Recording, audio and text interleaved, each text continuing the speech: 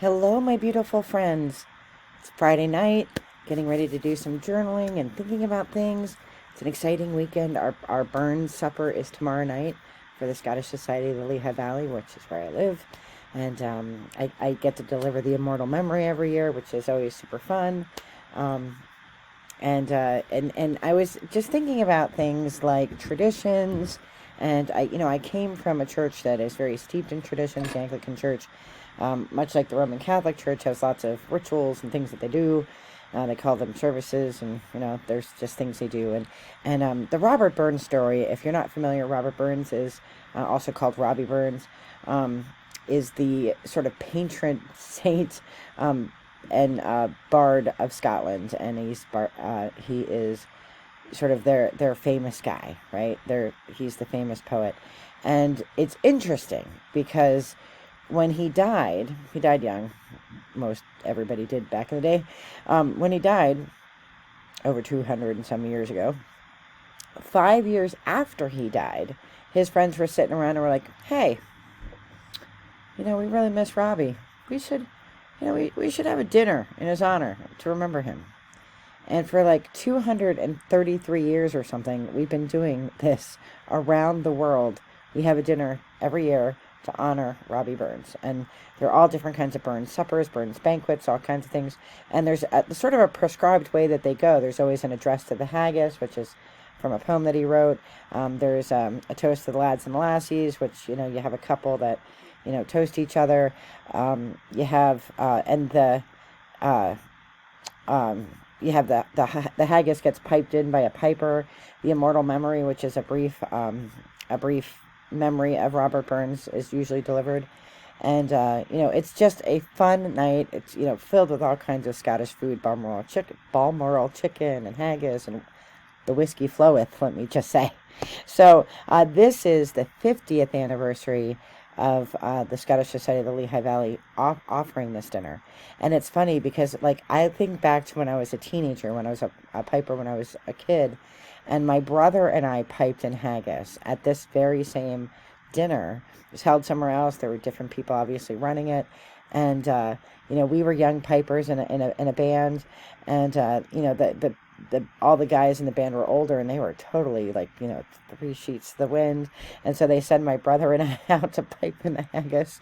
And, it just becomes part of the culture, the fabric. And cultures are so beautiful. And talking to the sisters the other night, we have some of the women are from indigenous American tribes. And we have somebody who, we had somebody from the UK that joined us, and just the different traditions of people who are German or Mexican or Spanish or Canadian or whatever. Like, everybody has traditions where they live. In my English professor brain, I also think about traditions when they go wrong, right? So if you've ever read the short story "The Ones Who Walk Away from Omelas" by Ursula Le Guin, I will link it below. It's an excellent short story, and you should read it. Warns us about blind traditions. The Lottery by Shirley Jackson, another one that reminds us, we want to carry on traditions and things that have meaning. But when we stop understanding the reasons and meaning for doing something, and it actually causes harm, we should reconsider and think about whatever it is we're doing. So I was thinking about that in terms of spiritual practice, and tonight I want to, do some shadow work. And today is the anniversary of my brother. So I played pipes as he and I, our high school had bagpipes, which is how we both learned, and then we got a teacher and we were in bands and stuff. And when I had graduated from college, I had applied to grad school and law school, and I took a gap year because I wanted to decide what I wanted to do. I wanted to be a political speechwriter. I had fallen in love with a book written by Peggy Noonan, who was the first female presidential speechwriter for Ronald Reagan. And I wanted to be her. I wanted to do that job. So I thought, well, let me take a year, and I interned in Congress and Senate, both locally and down in D.C. I lived down there, and I hated it. I hated it because I don't have the soul. I don't lack a soul. I'm just not meant for, I mean, I have thick skin. I can be criticized for theater and teaching or whatever, but I didn't have the kind of skin, I guess, that you need for politics. And because I had been an English and theater major, I had been a theater minor. And in my first school, and then my second school, I was a English and philosophy minor. And I have a double degree in English and communication. Because I was not a government or poli-sci major, like none of the interns would talk to me. And I had been, you know, pretty fun and people generally like me. So back home, I was like the social chair of my floor in my college. I was always up to shenanigans and all kinds of fun things, as you can imagine. But I went to Washington and nobody would talk to me. They wouldn't invite me to things. Like they would all go out drinking and they wouldn't invite me, and they didn't even know my name. They would just call me theater girl. And that's the mindset. But I think, the value of that, looking back at 51, is that because I wasn't part of any of their cliques or groups or whatever, I could very clearly see how evil it all was, and I wanted no part of it. So I accepted the grad school route and never turned back. And here we are. I'm so glad I teach literature.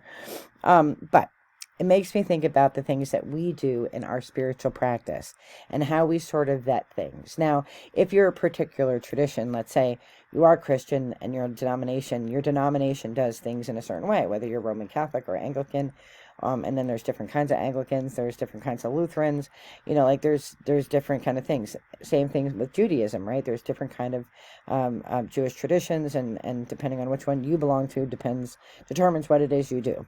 In this kind of world, in sort of the outer faiths and the pagan faiths and witchcraft and things like that, there are also different kinds of paths. I mean, you could be Wicca, or you could be a witch not affiliated with Wicca. I mean, and I know nothing about any of these things, but I do know that they're different, and so there needs to be a respect for understanding that sometimes people's paths direct the things that they do, whether they do spells or magic or journal or not, or use natural herbs or modern medicine or whatever, right? There might be some sort of predetermined path by a tradition or a religion that somebody's following. I don't follow anything. I was Anglican. I was raised Anglican. I was going to be an Anglican nun. I can recite the entire Book of Common Prayer from 1923. If you ever need any of that, I could do it. But it's not that I don't value the tradition, and it's not that I am critical of anyone in it. I still have many friends. Many of my missionary friends are Anglicans and very devout. I have very many devout Catholic friends, Roman Catholic friends. I don't judge them. It's nothing about them. It's nothing about that particular practice. It's all about how I want to honor spirit, how I see the life and work of Jesus, and how I want to bring light and love into the world. I value many pieces of those traditions. I don't like to say that I'm non-denominational. I like to say that I'm all denominational. The denominations won't agree with that, but because they want you to be their particular brand, Baptist or Roman Catholic or Byzantine Catholic or whatever it is. But I kind of see value in all of it, right? But because I'm an independent practitioner now, I have to constantly evaluate sort of the things that I'm using to bring meaning to my life. So whether it's the cards that I'm using, or whether I'm using a pendulum or not, or whether I don't do tarot because I don't understand it, but I like oracle cards, but which ones I pick, I'm constantly evaluating what it is I do. And I don't really call my space an altar. It's more like an ancestral, I don't know, it's an altar, really. It's an ancestral altar. I do change it out for the eightfold wheel so that there's different things on it. There'll be different things during Imbolc, which I'll share with you. But I don't, I don't sort of, I don't really buy into like a lot of I don't do magical spells. I don't do like that sort of thing, but I do believe rituals bring us meaning, right? I think they bring us value, and I think you can create your own. You don't have to use something that somebody else has created. That's very much I'm a romantic in the literary tradition. It's very much a romantic tradition that you don't have to rely on things that other people make. You know, you can be informed by them. You can learn a new thing. You know, I've learned the salt bath thing from Hestra. That's awesome. Like, you can learn from other people and then adopt what you think is meaningful to you. There's no right or wrong, right? It's what brings meaning to you, and that really does require revisiting it all the time and seeing, like, does this actually bring me value? And I'll give you an example. So Hestra and I got in our spiritual goodies box this adorable little book, super cute. And each month there's like 3 or 4 or 5 things that you can scratch off. And it's like things that you can do, and you're supposed to stop what you're doing right there and do it right now. I don't have the ability to scratch this off and go to the store and buy lanterns that I can write on. So there's the problem there. But also, the one I scratched off today was buy some fun balloons and remind yourself that today is worth celebrating. I am druidic in philosophy, and balloons are a ginormous waste of resources. A ginormous trash. You know, like, I don't even wrap presents. My kids get presents in all kinds of weird ways, but I don't really like wrapping paper a lot because it's just a waste. And we're pulling from the earth all of the time. And then we're putting garbage back onto the earth all the time. I don't want to put lanterns up in the sky because they're going to come down as garbage. And then birds are going to choke on them, and they're going to put them in their nests, and their babies are going to get strangled, or dolphins are going to choke. I'm not, balloons, like helium balloons. We only have so much helium. Like, why would you encourage people to waste resources like that? That's not, like, so as cute as I think this book is, like, I'm going to keep an eye on some of the other suggestions, but if it's wasteful and it's not earth friendly, out of course, because it's not, like, when I vetted it, I'm going to give it some more chances, but in vetting it, I find it to be wasteful and, promoting the lifestyle that we need to stop promoting in order to save our planet. So there. However, rune stones, they are the thing that I use. So whether I'm using, cards or not, I don't always use cards. Sometimes I do, but I really do love herbs. So Alicia sent me this beautiful little rock from Mexico, so I'm going to add it into my runes so that the rock can meet the other stones in the bag. There we go. I'm going to leave the little heart in this cute little bag, though. And I just mix it around in there so it gets the energy of the stones. I've always been fascinated with different world cultures and how they do things. Interested in, all over the world how people worship, or how they bring meaning and light and love into the world. All right, we have our green man. We have it came out right away, right after that. We have our Mexican stone, which looks like a little heart. I don't know if you saw that. It looks like a little heart, which makes me so happy. And our Iona stones from the Isle of Iona in Scotland. And then we have our Icelandic stone from Iceland. And we're going to pick a stone and ask Spirit what we should focus on tonight. And then I'm going to pick a journaling prompt from something I got from the Witch's Casket that I ordered. Journaling shadow prompts. And we're going to see if they kind of align, and we'll pull some cards, and we're going to just see where we are. See what Spirit wants us to think about tonight.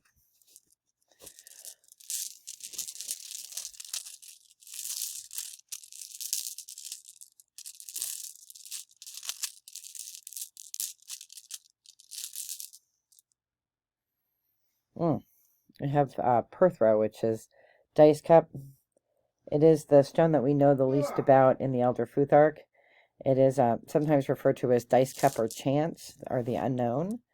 And I don't know what Spirit is telling us to think about. So we will put that there. Maybe it's going to defer to the cards. We'll see. So let me get them. I will be right back because, maybe I don't have to. Oh, I don't have to go far. They're right here. All right, so I had gotten this from Witch's Casket shop, and it is a like a little box. I like little boxes. And inside there are, I thought there would be more prompts in it. That's my only dissatisfaction, that there aren't a stack of a million. But there are a few. Maybe there's a few in each one. No, there's like 7. But it just pretty much says that this is a beautiful box, and consider your responses, write your answers on the card, place the card in the box, and shut it, symbolizing the issue is no longer locked in your subconscious. Sit with your box from time to time, mindfully processing and considering. And so I get it. So you answer the prompt, you put it in the card, it unlocks it in your spirit.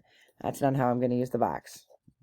I'm going to put journaling prompts in it, and then I have them all in one place, because I have 5 million journals, and I have different prompts all over the place, and this would be a place where I could keep them all, so that when I do workshops or whatever, I have them in one space.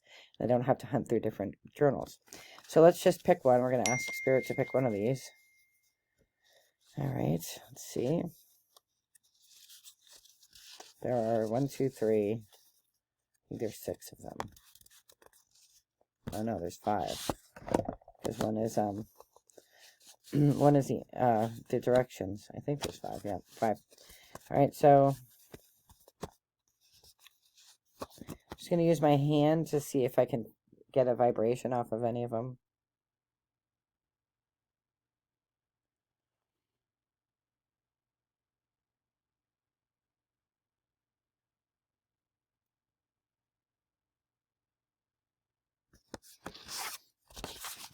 All right.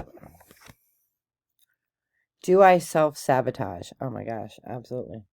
In what ways do I do this? How can I stop? That's a good question. So self-sabotage is like cutting yourself down. And I know that I do that. And here's why. And I'll write about this more.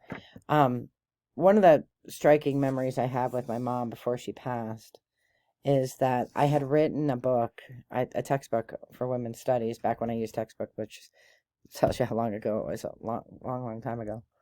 And I never told my mother. And she had found a copy. I don't know why. When we were moving, she had found a copy, and she's like, and my name was on it. And she said, "You never told me that you wrote a book."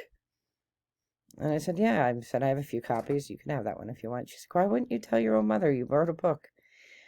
I grew up in a very my father was a steel worker. My mom was a bartender before she became an at-home mom. And very working class, the only person in my family to go to college. And I learned very early in my life that being smart was not what the girls that I grew up with were supposed to do. My best friend and I were like really smart. I was really naughty. She wasn't naughty, but I was.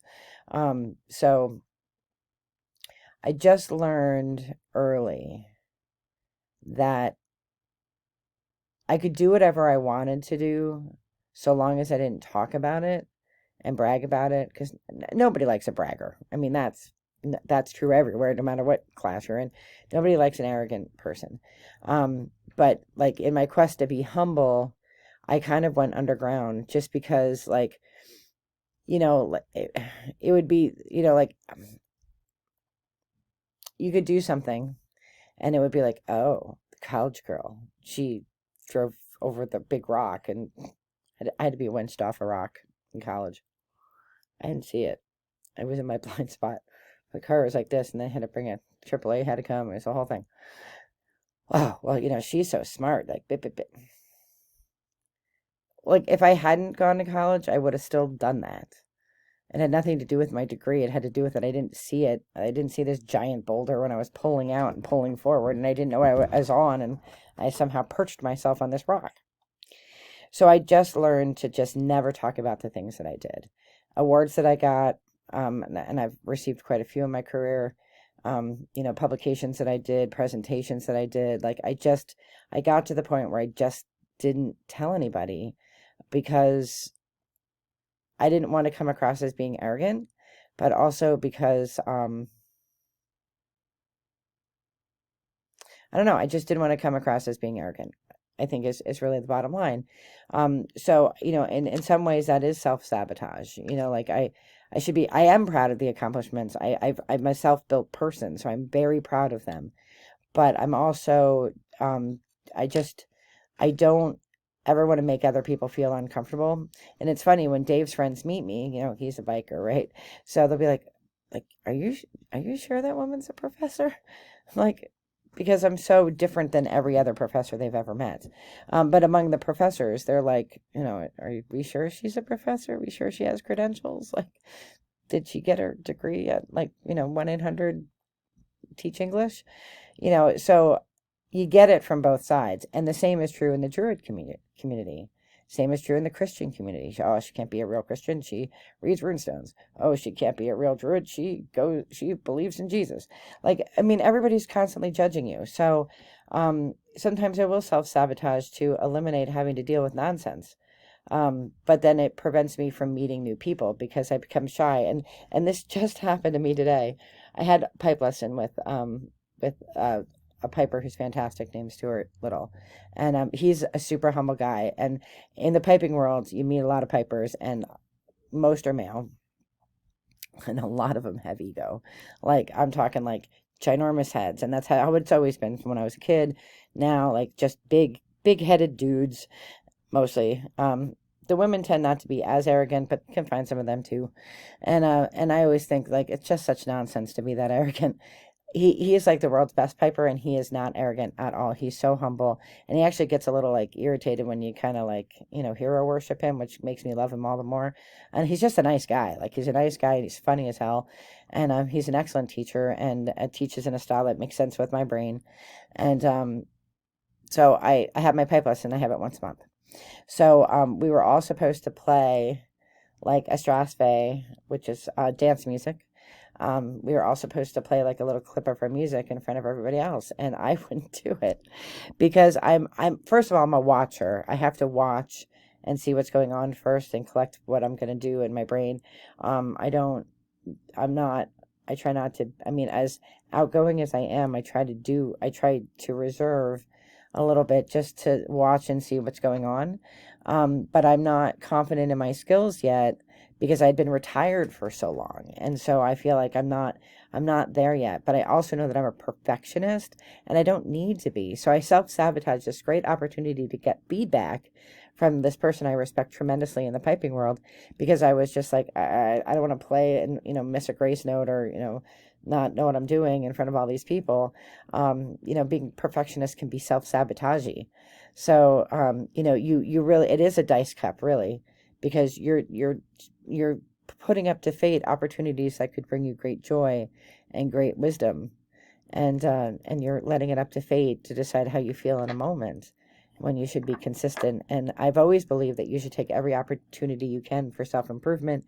For my internships were paid. They were not paid first, and then they were paid, and those opportunities opened up the world to me. And sometimes you have to do things, for free. Sometimes you have to just be humble. Like you never want to walk away from a great opportunity. And I did that today. I was too nervous, not nervous, but I wouldn't say nervous because I'm not. I play in front of people all the time, a band, but I don't know these people. And he's like he's this amazing piper, and and then later on when I was thinking about it, I was like, put yourself in his shoes. Like when I have my students, and they're so afraid to bring their work to me, and I'm like, I'm not here to make you feel bad. I'm here to help you get better. And I thought, holy crap.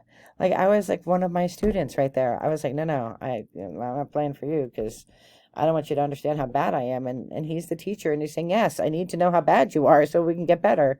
So it was a very humbling lesson, and it definitely is how you look at it in the end, right? So I'm going to journal about that, and that was really a good prompt from Spirit. I don't feel called to pull any cards, so I'm not going to do that. I am just going to bid you all a farewell. Have a great night. Wishing you all the best in light and love. And I will have a great report from the Burns Banquet after tomorrow night. And I hope you have a nice weekend. Be well. Take care. Bye-bye.